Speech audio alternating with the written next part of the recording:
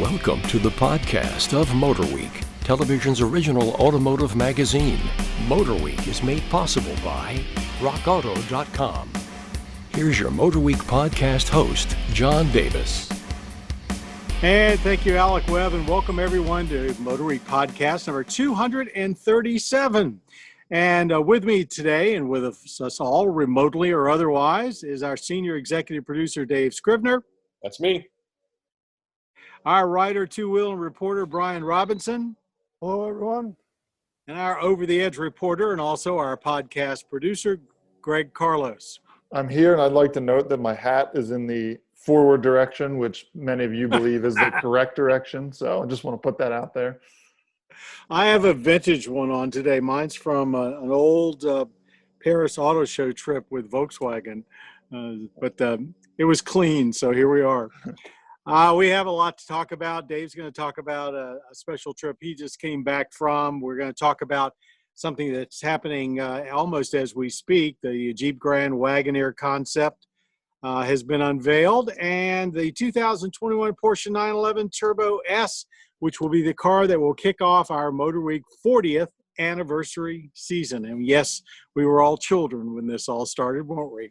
Well, I know Greg and probably Brian Robinson were anyway. Not so sure about myself or Dave. Greg was born. Yeah, I was. He wasn't born yet. No, yes, just a twinkle in his parents' eye.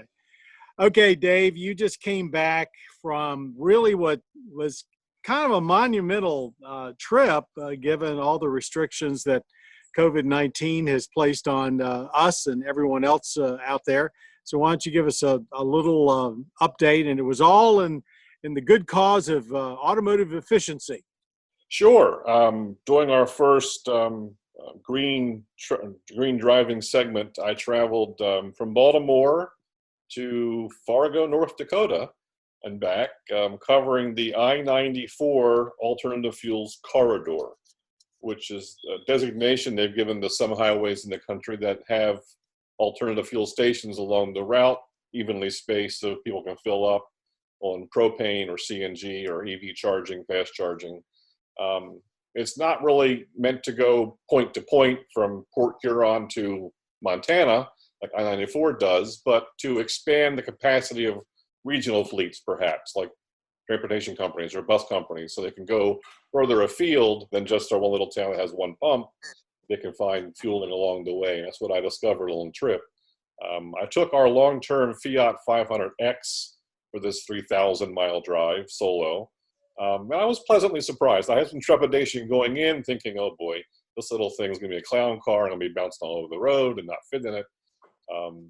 But the adaptive cruise control really, I think, saved me from the awkward seating position in my feet not getting cramped up from using the gas all the time. I didn't touch the pedal for hours. And the car did a real good job of adapting the speed to the people in front of me and around me. And I was able to focus on steering the car and doing the radio and things like that. Now, Dave, how tall are you? I'm 6'2". Okay. I'm 6. I haven't had quite the leg problem you had with him. But I'll get back to the segment you did in a minute. What amazed me about the Fiat is how solid it felt at highway speeds. I mean, it feels like a European vehicle.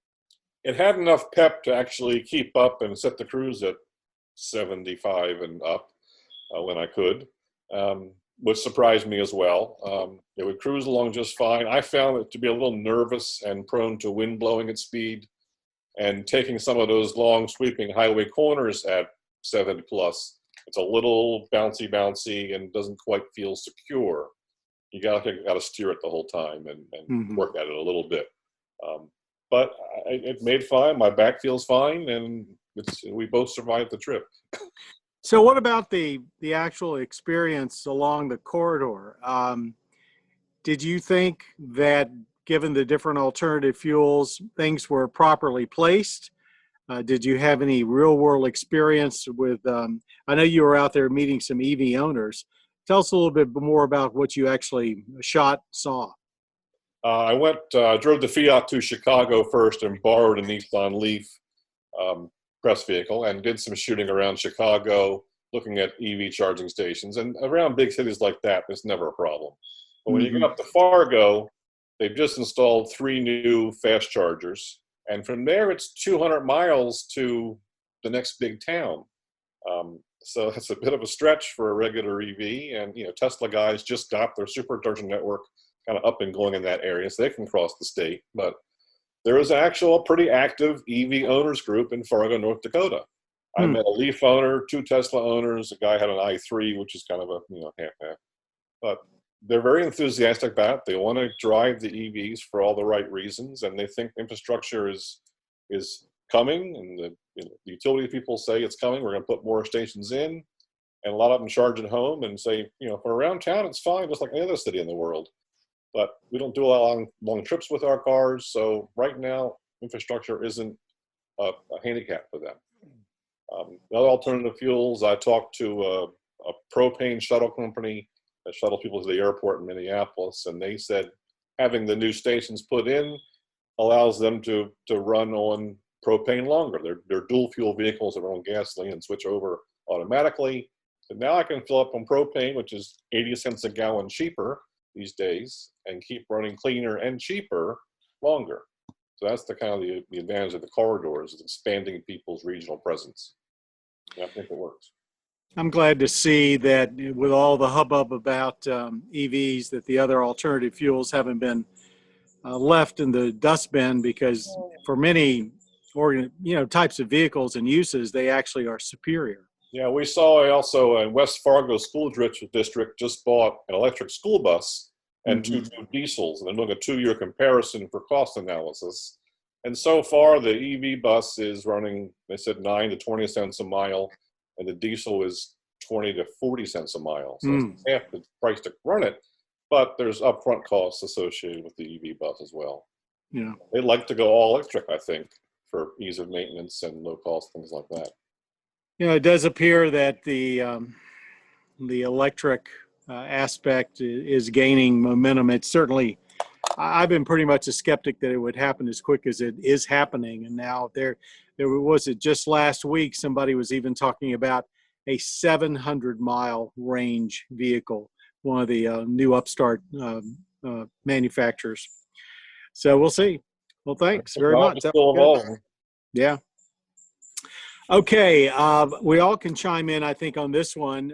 Jeep has been teasing and now has actually shown a Jeep Wagoneer Concept, which is close to a production-ready vehicle. They expect to have both the Wagoneer and Grand Wagoneer, their first 3-row SUVs since the Commander, which stopped being produced about 10 years ago.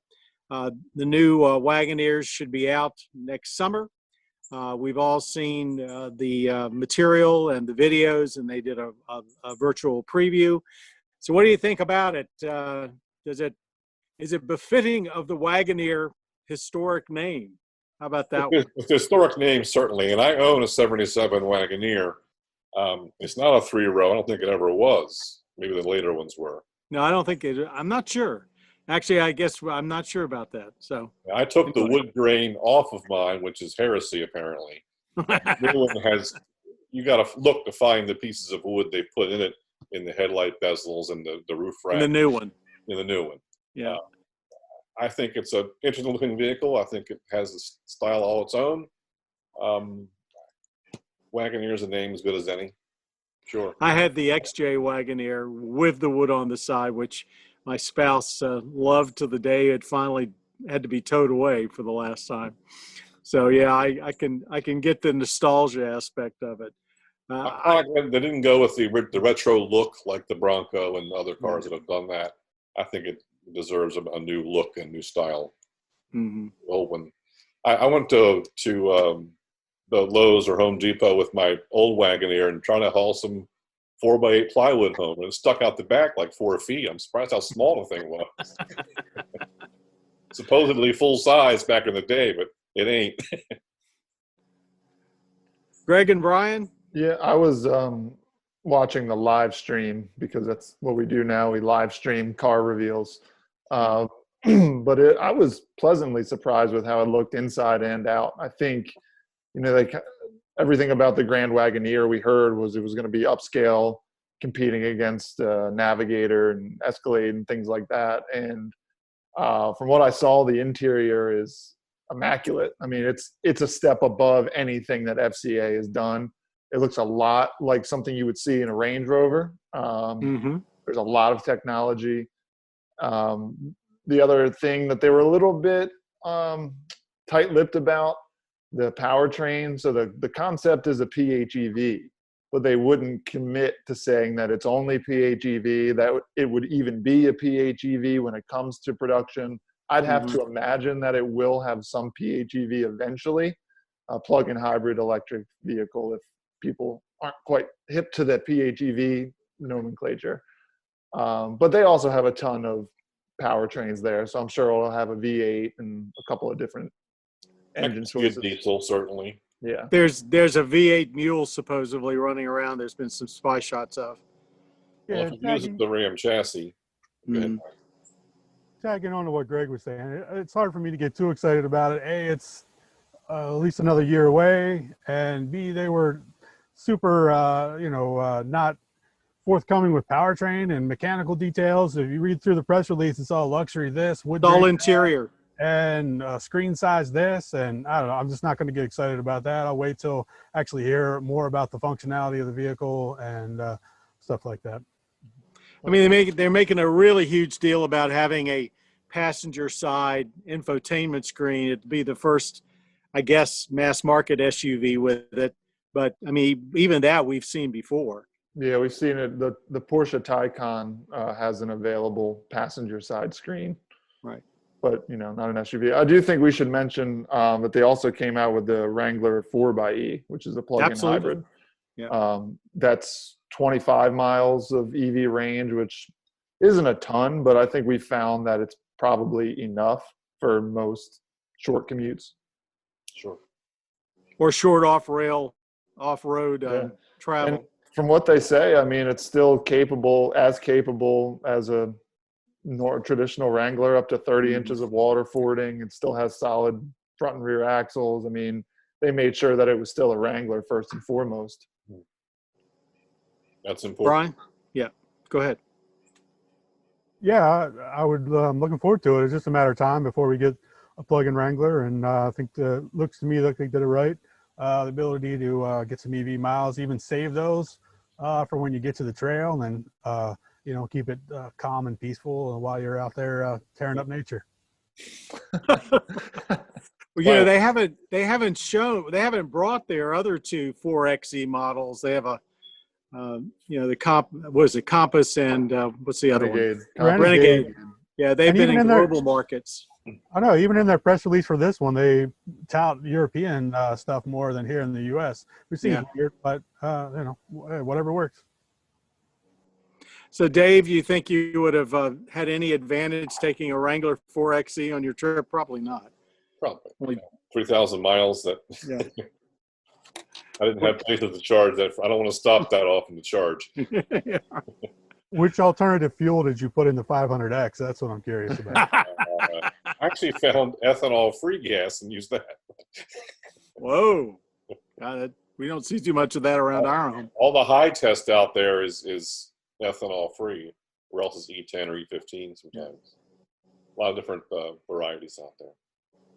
And E85 is pretty prevalent up there in the Corn Belt, because you see corn stalks for miles driving across Minnesota and North Dakota. It's all corn. They love their ethanol up there. Got E85. Let's move on to something that I think everybody that's got any automotive interest could probably get a little excited about, and I think our shop gets incredibly excited about, and that's the 2021 Porsche 911 Turbo S. It's our kickoff road test for our 40th anniversary season, 4001, which will start airing around the U.S. the Friday and Saturday and Sunday after Labor Day. And we always try and kick off our 40th season with really something special. And yes, it's usually something expensive and high performance. Why don't we talk about this car? Was it a good choice for this year? Everybody's had a chance to get a load of it a little bit. What do you think? I spent a day with it and went for a ride with a Porsche enthusiast who has several other 911s, and we were both very impressed with it. And its balance of being very nimble and feeling the road, but not really harsh like their track models. It's livable. Doesn't beat you to death for the performance. So we loved it. I think that's kind of where and I agree with you, Dave. I think that's the shortcoming on the track, though, because we did take it to Dominion. I drove it there all day, and it's stupid fast. I mean, it just bites and rips out of corners. But it is comparing it to like GT models with Porsche. It's just a little softer. It doesn't feel quite right on the track. Like I said, it is fast. I mean, it makes you feel like you're a pro driver, but having driven the more track focused cars, it's just not quite there. Yeah, it can do it, but yeah, as a road car though, it's phenomenal. I mean, it's comfortable when you want it to be. It's stupid fast, to use that phrase again, when you want it to be. I mean, I think we hit 60 in 2.6 seconds just over and over and over again. Oh, Yeah, they just keep refining the heck out of that thing and making it better and better. And they're pushing the boundaries both ways. It's up to like 640 horsepower now in performance aspect, plus pushing the boundaries in the comfort and livability as well. It's almost like a Corvette driving it around. But the interesting thing was I'm digging through all these old road tests now, and I went back to our original 911 turbo test, and some of the comments people were making about this one were like exactly the same comments we made in our original 911 turbo. So I don't know like whether, 1990, Brian. yeah, so we're always repetitive. I hear that all the time, but maybe that's the reason why. stuff just keeps getting better, and there's only so many words in the English language, I guess. I think I Well- shot that test in France. That's actually a good segue into what we wanted to talk about a little in our lightning round. And we're really not going to put a clock on it, but because this is such a incredible anniversary, I mean, not too many television series, let alone anything else, makes it to a 40th anniversary. We are going to be doing a lot of looking back. So, Brian, how is this going to affect Brian? In case everyone doesn't realize it, is the master writer of most of the road tests. And how are you going to be weaving that into the tests? Because we are going to try and weave bits of history in different ways throughout the show. Yeah, it's been, it'll depend on the vehicle, but yeah, some we tested early on. So it's good to make comparisons. Some, if it's a newer brand like Kia or something, kind of talk about more so the Korean market or Korean brands coming into our market, stuff like that. Basically, we've seen a lot of stuff over 40 years, and trying to weave that into what's going on currently. It's a challenge, but making it work so far.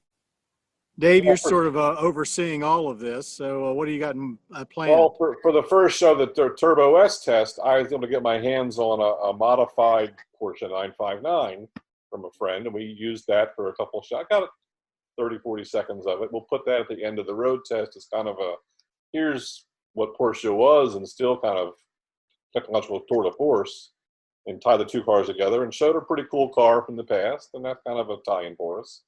Other cars, like Brian said, we'll do, here's the car from 20 years ago or whatever. And we did a Pat Goss segment with a clip from him from the first show. And it was the same topic, was still held true 40 years later. So we'll tie it together. So Greg, as the young'un in this group this morning, are you surprised at how much or how little things have changed in 40 years, automotive-wise?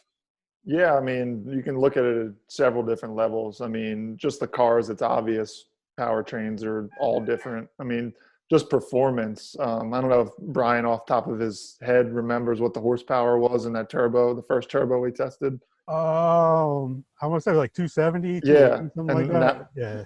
Now we're at 640. Insane. And that's not even that much power. I mean, compared to other, cars of that price range, you're talking about like a Hellcat has 707 horsepower. So yeah, I mean that, and then from a production aspect, which I think we're all kind of interested in, just the way we shot things 30, 40 years ago, the sheer amount of effort that went into getting some of those like exterior car shots while we're driving on the track 20 years ago. I mean, you guys can speak to it, how hard it was to We used mount to tape cameras. a cigar camera to a shovel and stick it off the side of the car. And just Oh to my God, yes. point of view stuff. And now it's a matter of just seconds of throwing a little camera about yay big and pressing record, and you have 4K video. That's Yeah. incredible. It used to take us hours, I mean, an hour, let's say, to take a full-size camera, use the big suction cups, have the videographer hanging out the window in a helicopter harness, all sorts of stuff. We had race cams that NASCAR was using. They took a long time to set up. But we also had a 3/4-inch deck in the passenger seat built Yeah, in. that's And right. that was 40 pounds. So, I All mean, small cameras have just revolutionized, video, and also, of course, what we do as well. But you'll see aspects of what everyone's talking about, looking back to the past, just a little bit in the rearview mirror throughout the show, from the opening credits right through the entire program. And in what we say, very importantly, just to give you a little hint that there's a lot of history here, but one thing that I hope hasn't changed completely is the American fascination and love affair with the automobile. I think, like most relationships, it's changing, but we're still a country that likes the freedom that automobiles provide one way or another. And everybody's going to have a piece on it. It's kind of fun to see our opening credits with the old stuffs in there. And I remember, Brian, when you were doing some of your very first cycle test in two-wheeling, that I think there was a bike at some point that you tested that had a 0 to 60 of about 2.8 seconds. And we thought, well, we'll never get there with a car, and here we are. So anyway, so I hope everybody will catch our 40th season, starting with 4001, second weekend in September. And over on the Motor Trend, folks, it'll be about 10 days later than that on Tuesday night. I don't have a date, but you can look up the calendar.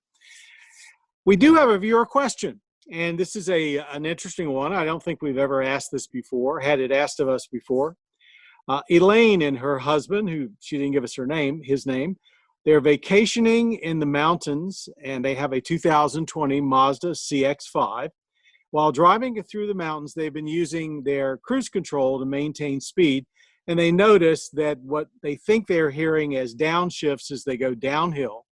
And they want to know if that's okay to use cruise control in this scenario, and will it cause any excess wear? What do you think? I'd say, yeah, go for it. The car is smarter than you are in most cases and how to do it. And driving down mountains, you don't want to ride the brake. I see Brian Robinson shaking his head no. It's not smarter than Brian Robinson, Yeah. I guarantee. Oh. I think all cars are smarter than me. But I mean, it depends how much it shifts. If you're constantly, if you're just going down a long downhill grade, then sure, downshift. But if you're constantly going through curves and it's constantly upshifting and downshifting, I mean, that's definitely not excessive wear in your trans. You don't need to put it through. I would lock it in gear, a certain gear, and manually shift the gears. But certainly it does help on long downhill grades, as Dave said. Greg? Yeah, I don't think, and I'm not super familiar with the CX-5's cruise control, and most of them are pretty good, but I don't think all of them are necessarily built equally. So it's kind of just like a situational thing. If it feels like it doesn't feel right and it feels like it's wearing, it probably is. But the downshifting, I think, is a good thing. It's doing its job, it's doing the right thing. But some systems, especially crash avoidance ones, it can break for you. So, I mean, be cognizant of that. I remember, yeah, and that's right. Some of these systems, you might be feeling downshifting, but it also may be applying the brake a little bit. But I remember one of our classic Pat Goss's Garage segments when he had that question from a viewer. Of course, it was an older vehicle, about whether to use the brake or downshift. And he basically said, it's a whole lot cheaper to put new brake pads on than to replace the transmission. So On the other hand, I'm sure these modern transmissions are pretty smart and have been tested, At you the know, a bottom lot. of the But I, mountain, I I want some actually, brake pad I left, John. pardon. At the bottom of the mountain, I want some brake pad left. Yeah, well, that's the other part. Yeah, I don't want them catching Um, on fire either. Yeah. I think you need to use a combination of both. I think what you said about using it, letting it operate on the long downshift is fine. I mean, long downgrade is fine, but if you're into any corners, put it in third gear, lock it there, and tap the brakes and kind of like spread the wear around, if you will. I think it's important to note that they test cars so much that they've tested them in these scenarios, I would imagine, without having seen them do it. Sure. But I don't think what they're doing, what Elaine and her husband are doing, is the first time that car has ever experienced something like that in cruise control. So I would feel safe about it. Yeah, I agree with you. So we've come to the point in the program where we usually ask if anybody's got anything that they want to rant and rave about. I don't know, Dave, is anything from your long trip out to the hinterlands that you want to praise or complain about? You've lane certainly done more driving recently than the rest of us combined. I did 3,000 in 1 week, and I've got 6,000 more miles coming up soon for trips to Dallas and Tulsa for more energy stories. And my trip was uneventful for the most part. Traffic wasn't that bad everywhere. Even the major cities, it wasn't that bad. I managed to pass through Chicago at the right time, miss the worst of it. Left lane bandits who kind of drive a little too slow, maybe, and won't move over, but that's everywhere. Always has been. What about you two guys? I'll rave about John Davis. 40 years, man. That's a long thank time on television. Yeah, it is. I feel it every morning too.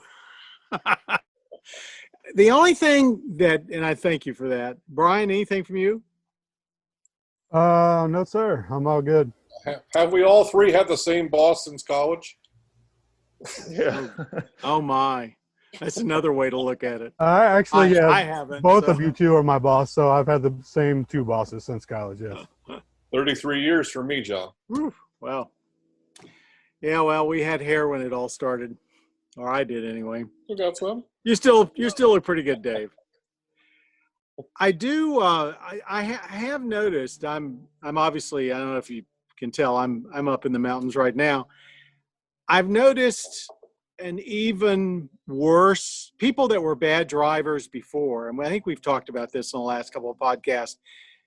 I've seen some things that I have never really seen recently until now, and it's because I think traffic's a little lighter, and maybe law enforcement's stretched too thin. I don't know. More people passing in the shoulders when they're not happy about the speed of traffic. And the latest coming up here was passing in the turning lane on I saw that a few times. Yeah, and it's like no signal, no nothing, and they're just gone for it. So if anything, this pandemic seems to be making people even less responsible when it comes to driving. And they think because there's lighter traffic, they can get away with it, I guess. So I don't know if that's going to hang on once everything turns back to normal, but it's certainly a bothersome trend to me. But let's not leave everything on a negative. We thank you, everybody out there, for joining us for what really is our kickoff podcast for the 40th anniversary season. And I hope you'll be watching MotorWeek on public television stations around the country. You can go to our website, MotorWeek.org, and pull down the list from the top and put in your zip code and find out what time we air. Also, we've been a mainstay with the Motor Trend Cable Network. Most Tuesday nights, you can find us at 7:30 Eastern Time, and then again on the weekends. Check their website as well. We're on PBS Living. If you're an Amazon Prime subscriber, you can watch us streaming there. Basically, almost anywhere you've got a screen, you can find us. Our MotorWeek YouTube channel, youtube.com/MotorWeek. We have about 2 million folks that tune into our different tests there a month. And we work very hard to make sure as soon as the show's air, within a very short period of time, the latest in segments. You can watch all the different types of segments that we do our features, our road tests, our green segments, our two-wheeling. It's all there. Otherwise, we hope you'll join us next time for our next podcast. We do them about every 2 weeks. And we want to thank everyone out there for all these 40 years for being a part of MotorWeek. And wait a minute, before I go, Greg Carlos, Dave Scribner, Brian Robinson, thank you very much for participating today. We also want to thank Jim Bigwood, our audio engineer back at Maryland Public Television, for making us sound as good as we do, Greg for producing, and our podcast creator, the one and only Bob Mixter. Till next time, I'm John Davis. Thanks, everybody, and we'll see you right here on more MotorWeek. You've been listening to the podcast of MotorWeek, television's original automotive magazine. MotorWeek is made possible by RockAuto.com. For additional information on podcasts, videos, and showtimes, visit our website at MotorWeek.org. And watch MotorWeek, television's longest-running automotive magazine series each week on your local PBS station.